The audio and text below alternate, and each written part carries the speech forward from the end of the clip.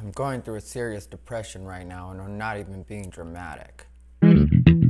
What's up, everybody? Rivera here, the absolute best LGBTQ comedian in the world. So I just decided to do a quick vlog, I guess, is technically what this would be, because I'm not going to talk about like any of the current events or anything like that. I'm just going to talk about what's going on with me, because I know that I have a lot of people on my timeline that talk about struggling with depression. Different things are happening as far as people's families go and stuff like that, and I've seen that. And so I know a lot of times people don't think of me as getting depressed because, you know, I'm pretty perfect. And I get what you guys are saying. I mean, like, it's not like I'm not on board with the statement as a standalone. But I definitely do have my problems. I definitely do have times where, you know, like this time of year, I discussed it on my podcast yesterday, which if you haven't checked it out, it's my latest episode before this one. This is the same season when my sister died, and it's the way the weather feels. You know, it happens at different times of year that it hits that same exact way, but this is it right now, you know. And so, for me, it's hard, you know. And then last night I had my tooth fall out, which I posted a pic of that on Instagram, because a part of me doesn't really care about vanity anymore. You know, it's like, yeah, I was annoyed earlier when my tooth later had more problems, but it was because I tried to remedy it, and I felt like, you know, I should have gone with the if it ain't broke, don't fix it thinking and just left it alone. But instead, I went to go get the stuff that the receptionist told me would make it stay until Friday, because my appointment's 11 a.m. on Friday, which my two front teeth are veneers. And so the one on the left, it ended up coming out last night because I was being a savage eating the fucking calluses on my hands. If we're gonna be completely honest, let's just be honest, all right? I'm not proud, but every once in a while I put my mouth to my hand to my mouth and eat the calluses on my hands. All right, there. My secret obsession, come get me. I'm ready to be cast. But that's what I did, right? And then I'm always eating meat like a savage as well. Like, if you ever watch my Instagram stories, I'm always eating steak and I'm always eating chicken. Well, how do you eat chicken? You eat chicken especially the drumstick, which a lot of times I have the drumstick. And I gotta admit, when I'm here at home by myself, I go in. I really eat. Anybody that dates me, has dated me, has seen that disgusting savage side of me, and I don't know how to eat, and I just fucking eat. And so that, I'm sure, contributed to my tooth. But anyway, my tooth ended up fucking getting loose, and it came out. And then I was, I still came home and ate a steak because I'm stupid. And then I treated Bijou to some chicken that turned out to be fucking spoiled, apparently, because now she's got the shits, which I love my Bijou more than anything in the world, because she's still a good girl even when she's sick. She went to her litter box, like when she was a baby, which, you know, she did like not too long ago because her stomach was upset. But I'm just impressed every time she does it. I literally litter box trained my dog when she was little within 10 days of having her, and that's no exaggeration. I one day I'll tell you guys how I did it, but you know, and it wasn't like, you know, it was just a lot of time is what it comes down to, and really being on top of them like they're an actual baby. That's part of why she's so bonded to me now, because it's a long story. Anyway, but yeah, so I really taught her how to go in the litter box. So my puppy's been good, but I gave her diarrhea, and I know her stomach hurts, you know? I know it bothers her. Like, at first I didn't realize what was going on. I thought, oh, she just has to go potty. She's going in her litter box. And then when we woke up, then I realized, and to tell you the truth, I didn't feel so good yesterday either. So, or, you know, like, my stomach was a little bit messed up. Maybe she really is my spirit animal, or maybe we ate the same bad thing in some way, which doesn't really make sense unless it was the steak bone, because I ate steak and then I gave her the bone, but that was like from 2 nights ago, so I don't know. Anyway, so that happened, and then I went to do my show, and that was good, and that was like more fun than ever. But when I'm down, I'm usually gonna have good shows. You know, I wore this yellow shirt just to try to cheer myself up, because I know yellow, sunshine, happiness, so I was hoping that that would cheer me up. And maybe it worked somewhat. I don't know. Then I went to get my hair cut earlier, because, sometimes I feel like, well, maybe if I get a haircut, I'll feel better, because I was kind of down in the dumps earlier. And so I went to get my hair cut, and then the first place I went kept me waiting for 30 minutes and then told me that he wasn't going to have time to do my hair. So that was annoying, but, I'm not in the mood to pick fights or argue with anybody, so I was just like, all right, I'm out of here. So then I went to another spot, and they were closed, and the lady told me she was like, there's another barbershop near the Family Dollar.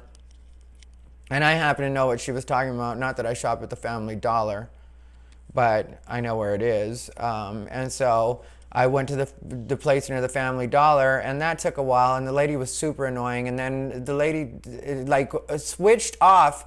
I've never had anybody switch off hair people during my haircut.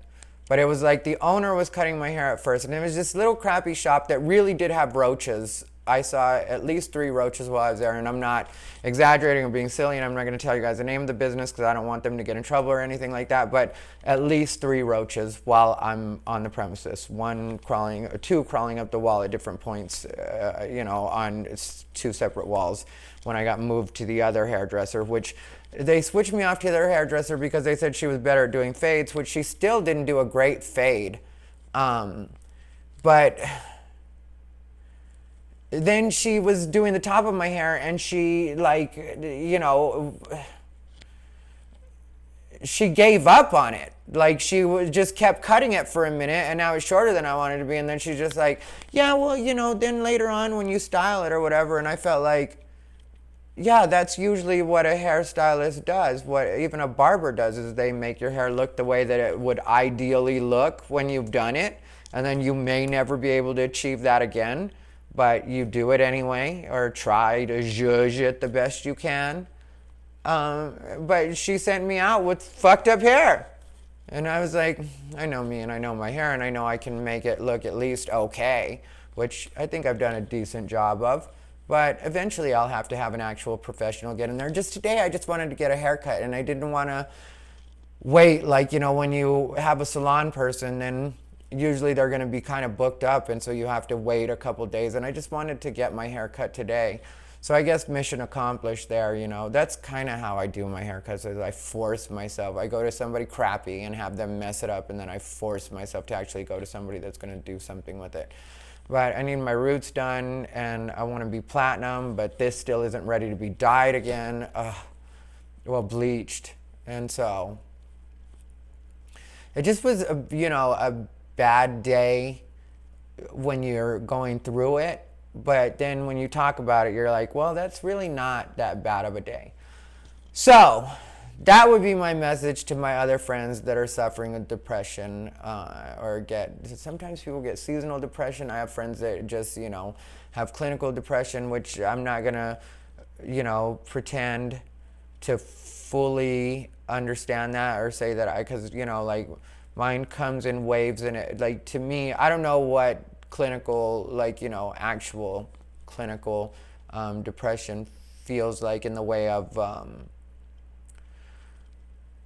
where it just, I guess it's kind of the same. It just hits you. But for me, I can usually pinpoint why it is that my depression is kicking in, and it's usually something like this, around the time that something traumatic happened in my life. And so I can usually connect it with something else. It's not just something that hits me out of nowhere. So it makes it almost feel like it's natural and like it's supposed to happen. And I'm not happy about it. And believe me, every once in a while I get the suicidal thoughts that, nobody ever wants to admit to. And that's why I kind of smile when I talk about it, because it's like nobody wants to admit that every once in a while you're like, well, I could just check out right now. Nobody knows anything. And don't try to get me 5150, because I'm very clearly saying that I'm not planning on killing myself.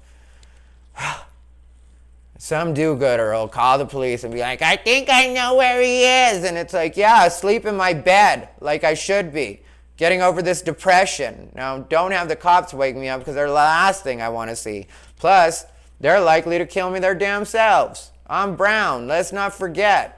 I make a false move, me and Bijou both get popped. But yeah, So I would also tell people to go to the gym because the gym also helps me when it comes to depression. But like today, I was in such a bad mood. I was like, I'm not going to the gym. I'm getting my hair cut and I'm gonna feel better. And then the lady messed it up, and I'm like, well, should have went to the gym. But anyway, it's been one of those days. But I did find a lucky penny earlier. It was face down, but the way my thinking works is anytime the universe gives you money, that's the universe giving you money. So it doesn't matter if it's heads up or heads down. It's a lucky penny because it's a penny you didn't have, you didn't earn, you just found it. I mean, you did earn it by taking the right path on life that would show you lucky pennies. That's the way I see lucky pennies, or pennies, or just money on the ground. I don't know. I have a lot of things that get me through the day. So, and while every once in a while I get depressed, I'm a pretty happy person for the most part. So maybe instead of judging me, you guys should try picking up lucky pennies.